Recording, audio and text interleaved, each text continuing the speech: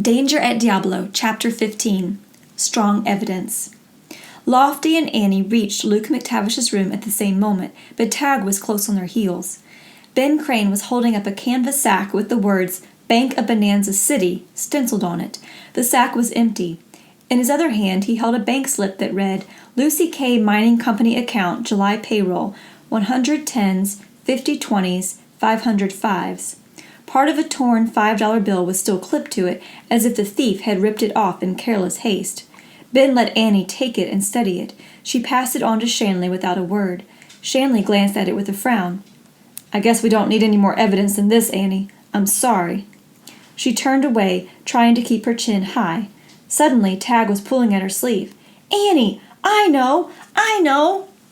What, Punkins? She answered absently. I bet I know how that sack got hid in Uncle Luke's wardrobe. He was excited and grinning at all of them. Ben Crane frowned. He was in no mood for playing guessing games. What's that, Tag? He asked impatiently. The horse thief put it there. He turned to Annie. Don't you remember? We saw his muddy footprints on the carpet in here. That's right. Annie was excited now. He was coming from the back of the house when I saw him and chased him. We were afraid he'd stolen something, so we looked in every room to see what was missing. But he hadn't touched a thing anywhere, so far as we could see. Then we came into this room, and we saw where he'd left muddy boot prints. Why couldn't they have been left by your uncle? One of the posse men asked. Because I swept and dusted the whole house after he rode away this morning. And I helped her, Tag boasted. Tag? Annie gave him a reproving look. Well, he amended it. I did, a little. He saw the look still in her eye and added hastily, That is, I would have, if she'd asked me. That's better. Annie nodded soberly. We don't have to tell fibs, Tag. The truth fits better every time. She turned to the men again. I'm positive that Horton hid that sack here this morning, so Uncle would be blamed when it was found. I don't know who put him up to it, of course. She looked directly at Rango, who had come in as far as the doorway and was lazily draped there, taking it all in. John Shanley turned away, shaking his head, and Ben Crane's strong jaw stuck out at a stubborn angle.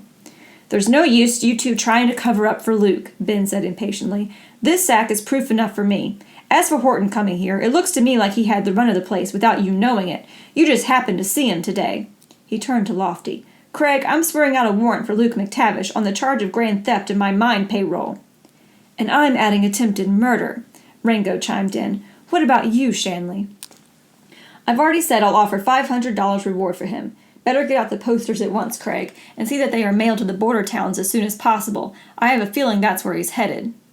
Lofty nodded glumly and followed the other men of the posse as they filed silently from the bedroom. Ben Crane stalked after them, but John Shanley sat down heavily in Luke's favorite big chair. What are you two going to do now? He asked Annie, with the most fatherly voice he could manage. Annie shook her head. I haven't thought much about it so far, Mr. Shanley. I guess we'll just stay on here for a while and see what happens. Do you think that's wise, my dear? I don't know. I haven't had time to decide anything yet. I'm sort of confused. Then let me help you, child. Let's look at it from all angles.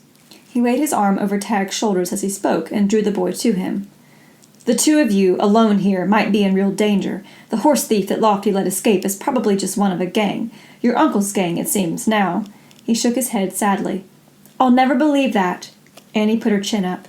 Of course you don't want to, Shanley went on smoothly. I don't either, but the hard facts are there. Luke is gone, and $20,000 of my money is gone with him. I don't believe Mr. Rango. Annie was near tears. No matter what he says, I think he's tricking you. Now wait, my dear. Since Mr. Rango stood to make $100,000 at least from my investment in those claims, why would he steal my $20,000? I don't know. All I know is I don't trust him. That's natural, I suppose, but it isn't fair. You don't know anything against Mr. Rango, now do you? No, not actually, of course, but... She left it unfinished with a helpless little gesture. What do you think we ought to do, Tag and I? I don't think you should stay here, he said. As a matter of fact, I have plenty of room at my place for both of you, and I know Edith will be delighted to have you there as our guest. That's very kind of you. Annie was deeply touched by his generosity. Seeing that it looks like Uncle Luke has stolen all that money from you. My dear, you and Tag are still my very good friends, no matter what trouble Luke has gotten himself into. and I'm being selfish about asking you to stay at the house with Edith and me, because I know I'd worry if you two were alone out here with that gang of outlaws on the loose. If they've been making this ranch their headquarters the way it looks now, then you might both be in real danger any day or night from them." "Horton's the only stranger we've ever seen here," Annie insisted. John Shanley shrugged. "So far, maybe, but that doesn't mean they haven't been here. I'd sleep easier at night if I knew you were safe under my roof." "I don't figure they'd bother me much," Annie said very quietly. "I'm able to take care of myself most anywhere. But the button here, that's different. I wouldn't want him to run up against the Horton kind sometime when I wasn't on hand." "Then I can count on your coming to stay at our place?" Annie hesitated only a moment more. Tag looked very small and helpless in the shelter of John Shanley's arm. She nodded. "I guess it would be the best thing to do. And thank you, Mr. Shanley. We're proud to have a friend like you." Shanley smiled modestly. He looked down at Tag's tousled head so she wouldn't see the triumph he knew must show in his eyes. "My dear child, I'm only sorry this terrible thing has happened to hurt you. Edith and I will do our best to make you feel at home with us." Annie and Tag watched John Shanley ride off with Lofty and the others. "He's a fine man, Tag," she told him, "and I hope Edith doesn't mind having us around." "Golly, why should she? I'll help make ice cream every day if she wants me to." Annie laughed. 6 for her and a half dozen for Tag. Then she sobered. "Come on, let's get a few clothes together and lock up the house. It's getting dark, and I do feel a little spooky here now." "How long do you think we'll stay at Mr. Shanley's?" "Till they find where Uncle Luke went, and bring him back, I reckon," she said with a sigh. "Let's get going." In the big house on the edge of Diablo, John Shanley went directly to his daughter's room. As usual, Edith was primping, for want of anything more exciting to do. She was standing before the long mirror and admiring herself with the aid of a hand glass. He stood in the doorway a moment, watching and deciding on the best way to break the news to her. "Charming as usual," he said lightly. "What is this? Another new gown? You'll have me in the poorhouse soon." Edith pouted. "This old thing new? It's ready for the rag bag." "It's very nice, just the same, on my beautiful little girl." Shanley smiled as he lighted one of his special cigars and lowered himself gingerly into one of her fragile satin-covered chairs. Edith's shrewd eyes narrowed. She left the mirror and came over to face him, her arms folded. "All right, Papa, you can save the pretty speeches. What do you think you're going to talk me into this time?" "Now, honey, don't fly off like that. I just thought you'd like to hear all the latest news of Diablo. It's most amusing." "The only news about Diablo that would amuse me would be to hear it had burned down to the ground," Edith snapped. "That might happen some day," he laughed. "But listen to this, my dear. The honest sheriff has disappeared with a sack full of my money, and it seems certain that he has been heading an outlaw gang for a long time." "Your money?" Edith exclaimed. "And you're laughing about it?" "It's an optical illusion, as the magicians say, dear child. There really wasn't any money, and he didn't steal it. And he really was quite an honest but stupid and stubborn man. Outside of those details, it's true." Edith stamped her foot and her eyes flashed angrily. "Oh, Papa, you know how I hate riddles. Speak plain English."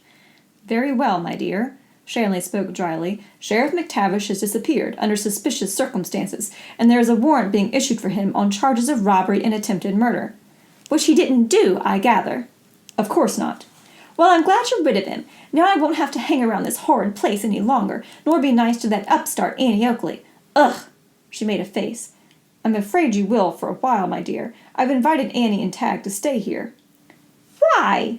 Her pretty face was dark with anger. "You know I can't stand her." "I don't like her any better than you do, but I have to keep a close eye on her till I get that ranch in my name. We must make her think that we're the best friends she has, so that when I offer to help her by taking that old run-down bullseye ranch off her hands, she'll agree to let me have it at once." "When will that be? I don't think I can put up with these two very long." "Maybe a week, maybe 2. Just as soon as it's well established that Luke was a crook. Meantime, watch yourself with both of them. Make them feel that they're practically members of the family. Don't say too much about the ranch. It isn't hers yet." "Then McTavish didn't get that chance to deed the ranch to her?" She looked admiringly at her father. John Shanley smiled. "Rango and I moved too fast, but Annie and Tag are his legal heirs." "Where is the sheriff? I mean, what happened to him actually?" "Rango hasn't had time to give me all the details yet, but he's coming to supper, and I'll hear all about what happened at the ambush, after our little friends are tucked in bed." "Let's hope he did a good job of it." Edith was applying a cloud of rice powder to her pretty little nose. "Don't worry. McTavish won't bother us again. Just do your part with them." He rose and stepped quickly to the window at the sound of riders on the gravelled path. "Ah, here are our dear young guests now. We must go give them a hearty welcome to their new home." Any doubts Annie might have brought with her about how Edith would take their visit were immediately set at rest by Edith's warm greeting. The pretty girl slipped her arm around Annie's waist as she led her and Tag to their rooms in the West Wing. "I'm so glad you're here," she confided. "You don't know how lonesome this big place gets, with nobody around but the help. Papa is always so busy at the office or out selling land to settlers. We're going to have a wonderful time together." "You're right nice to have us here," Annie said soberly. "I just hope we don't put you out too much." "I can teach you how to ride if you don't know," Tag made himself heard.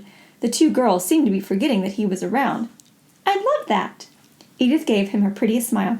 "Only I don't have anything to wear horseback riding. All my clothes are so silly and frilly. But you and I will go shopping for an outfit exactly like what you have on," she told Annie gaily. "Then we'll look just like sisters. It'll be such fun." She flitted around the big room that was to be Annie's, rolling up the shades and letting the last rays of sunlight through the heavy lace curtains. "I hope you like this room," she giggled.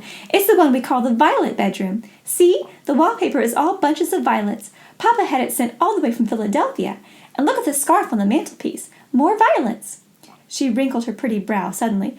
"Oh, I hope you like violets." "They're my favorite flower," Annie smiled. "They make me think of somebody I used to know. A long time ago." She couldn't quite bring herself to mention her mother to this gay and giggly girl. Maybe, after they had known each other longer and become as good friends as Edith seemed to think they would be, she would tell Edith about the violet cologne her mother had used, and how just a faint whiff of that scent always brought back a crowd of happy memories. It was odd, she thought, that Edith had chosen this particular room for her. Maybe it was a good sign. Tag's room was right next to Annie's, through a connecting door. He stood in the doorway and whistled admiringly. The wallpaper there was a mass of bright red roses instead of violets. There were roses everywhere, on the walls, in the heavy gold-framed pictures, and embroidered on the silk lambrequin that was draped over the mantelpiece. "Wow!" he commented, and "Jingoes!" Edith looked startled. Annie saw a little frown starting on her pretty face. "Tag," she reminded him, "where are your manners?" She turned to their hostess. "Tag's trying to say how much he likes his room." Edith laughed and told Tag gaily, "It's Papa's favorite, too. He loves roses." Then she danced lightly towards the hall door. "Supper's at 7, she told them from the doorway. "You'll hear the bell, and do come right away, or Papa will be cross. He's such a fuss-budget about everyone being on time." She giggled again and fluttered away like a bright, harmless butterfly. Annie closed the door and sternly pointed to the door to the rose room. "Scoot in there, pumpkins, and get washed. Those roses won't bite you, and don't make any smarty remarks about them to Edith." "Okay, sis," he grinned. "I won't say a word. But did you notice all the furniture in there? Golly, there's enough for a whole house. Hope I don't walk in my sleep or I might break a leg." "I'll break one for you, young feller." Annie grabbed up a satin pillow that decorated the window seat. It had roses are red, violets are blue, embroidered on it in gilt thread. She heaved it at Tag, but he ducked out of sight. She heard him a minute later pouring water into his washbowl and making loud snorting and splashings which seemed to indicate that a thorough job of face washing was going on. But she knew her brother. She tiptoed to the doorway and peeked into the rosy room. Sure enough, he was splashing the water in the bowl with his hands and making bubbling noises, but his face and neck were still perfectly dry. "What a busy little man," she remarked. "Would you like Big Sister to help you, dear?" Tag jumped and went to work vigorously with the bar of yellow soap and the washcloth. He knew his ears would tingle for half an hour if she got to work on them. Annie grinned and withdrew. Later, as she changed into her best starched white blouse and a plain homespun skirt, she thought sadly about the long, unhappy day that they had just gone through. She still wouldn't let herself even have one single doubt about Uncle Luke. She felt positive that Rango wasn't as honest as Mr. Shanley thought he was. If she could only figure how to find out more about him. She decided she would ask Mr. Shanley tonight at supper just how well he knew this man from Jump-Off. She was still worrying when the supper bell rang loudly at the foot of the stairs. She rounded up Tag and hustled him down to join the Shanleys. Edith and her father were waiting before the fireplace in the big reception hall, but Annie saw at once that she would have no chance to discuss Rango with Mr. Shanley, because Rango was a supper guest too. She would have to wait till he left.